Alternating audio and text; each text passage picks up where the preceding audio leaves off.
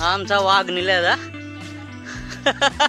आमचं गाव हे डोंगरावरती इकडे समोर बघू शकताय खाली.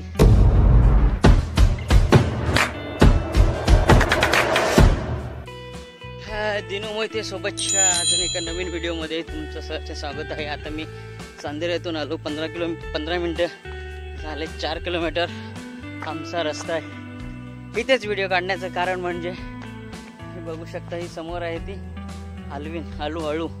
लहानपणी असतानाची आठवण. या आलविनीचे आलू काढायला यायचो. ते आलू आम्ही राखेमध्ये ठेवायचं आणि राखेमध्ये ते आलू पिकायचे आणि त्यानंतर ते खायचं.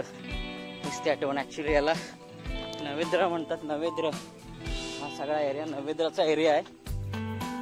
आमची गावाची पालखी आली की इथे थांबते. तिचा मान असतो, ते घेतात. ही पूर्ण जंगलातून वाट आहे. म्हणजे मार्केट ते चांदेरा इथे आमचा गाव चिंद्रवली लोखंडेवाडी. 4 ते 5 किलोमीटरचा रस्ता आहे. पाऊण तास 50 मिनटं लागतात गावच्या लोकांना. आम्हाला 1 तास लागतो.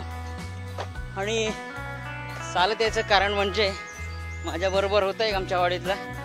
तो गेला रिक्षाने. तो बोलत होता चल आपण रिक्षाने जाऊ. म्हटलं नाही, आपण सिटीमधले लोक आहेत. कधी चालण्याचा प्रश्न येत नाही किंवा कधी आपण चालत नाही. तर ह्याच एक चान्स असतो आपल्याला चालण्याचा. गावाला आल्यावर निसर्गाचा आस्वाद घेत सगळं बघत. कारण सिटीमध्ये असं बघायला मिळत नाही की एवढा निसर्ग रम्य आपलं गाव नाही कधी बघायला मिळत. म्हणून म्हटलं चला चालत. तो गेला, जोडीदार गेला. माझं सामान त्याच्याकडे दिलं आणि तो गेला घरी रिक्षाने.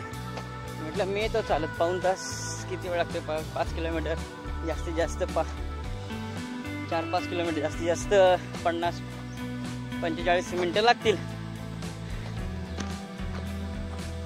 हा सगळा जंगलातून रस्ता.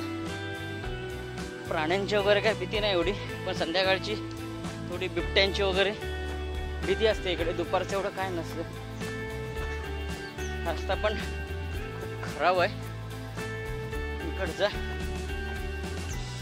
2 गाड्या जाऊ शकत नाही. एकच रिक्षा आली तर एक रिक्षा साईडला उभी करावी लागते, त्यानंतर दुसरी रिक्षा पास होते. हा बघा, हा रस्ता बघू शकता. हे असे मोठे मोठे खड्डे पडलेले आहेत. आणि जर मोठी गाडी आली तर विषय संपला. ते एका बाजूला खूप गटार नसल्यामुळे कॉर्नरला मारू शकतो, नाहीतर मुश्किल आहे. कारण इकडे रस्ते खचण्याचं खूप प्रमाण आहे. ही 2 घर आहेत आमच्या लांजेकरांपैकी. इकडे जंगलात बांधलेत आणि हे एक घर ते खाली आहे, लांजेकरांचं घर. हा कोकण रेल्वेचा ब्रिज. आमच्या गावातून कोकण रेल्वे गेलेली आहे. हा ब्रिज आमच्या गावातलाच आहे. ॲक्च्युली आमचं गाव हे डोंगरावरती इकडे समोर बघू शकताय. खाली ब्रिजच्या पाठीमागे काजळी नदी आहे, त्याच्यावरती हा कोकण रेल्वेचा ब्रिज. आणि त्यानंतर हे आमचं गाव निसर्गरम्य. हे खाली लांजेकरांचं घर आहे. इथे अजून एक इथे एवढा मोठा धबधबा आहे ना, अनसीम धबधबा आहे. इथे कुणालाच माहिती नाही. निसर्गप्रेमींसाठी एक पर्वणीचा इथे हा धबधबा. इकडून खालून जावं लागतं. वाट तशी खूप अवघड आहे. पावसाळ्यातून खूपच अवघड वाट असते, कारण उन्हाळ्यातून ह्या धबधब्याला पाणी नसतं.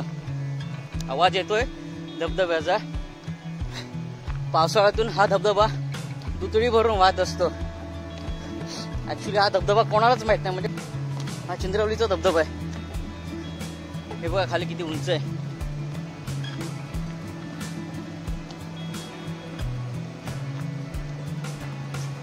हे बघू शकता. हे खाली खूप उंच आहे. खाली हे मोठी दरीच्या दरी आहे इथे, आणि तिथे मोठा कडा आहे, आणि त्या कड्यावरून हा धबधबा वाहत असतो.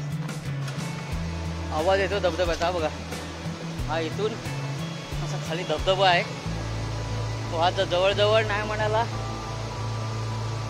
100-150 फूट उंच, जास्त म्हटलं तरी चालेल. हा धबधबा, उंच धबधबा इथे खाली. पाण्याचा आवाज येतोय, खूप मोठा आवाज येतोय पाण्याचा. ॲक्च्युली ही सती नदी आहे आणि सती नदीवरती हा इथे चिंद्रवली बौद्धवाडीच्या जवळ हा धबधबा इथे. आणि हे पायरीचं झाड, 100-150 वर्षापूर्वीचं हे झाड आहे पायरीचं. रस्ता त्याच्या बाजूनच घेऊन गेलेत. आणि हा आमचा छोटा पूल. सगळीकडचं पाणी आटतं, पण इकडचं पाणी कधीच आटत नाही. ह्या नदीवरती खाली धबधबा आहे.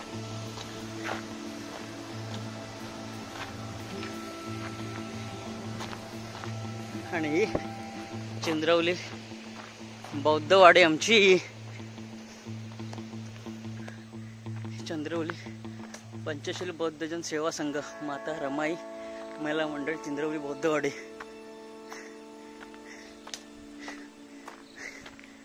असा हा आमचा गाव आहे. हे आमच्या माडिक काकांचं घर. 30-35 वर्ष झाली घर इथे बांधून. अगोदर पडकं घर होतं, त्यानंतर 30-35 वर्षापूर्वी काकांनी कच्चं घर होतं, आता पक्का घर बांधलंय.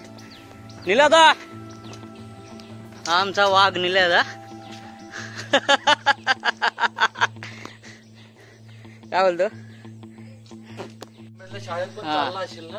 लहानपणी आम्ही जेव्हा चालत यायचो चांदर यायचो त्यावेळेला इथे पाणी प्यायचो. आता आठवण झाली, इथे पाणी प्यायचे. हे लोक कळचीच वरून ठेवायचे इथे. निला बॉडीवर आहे.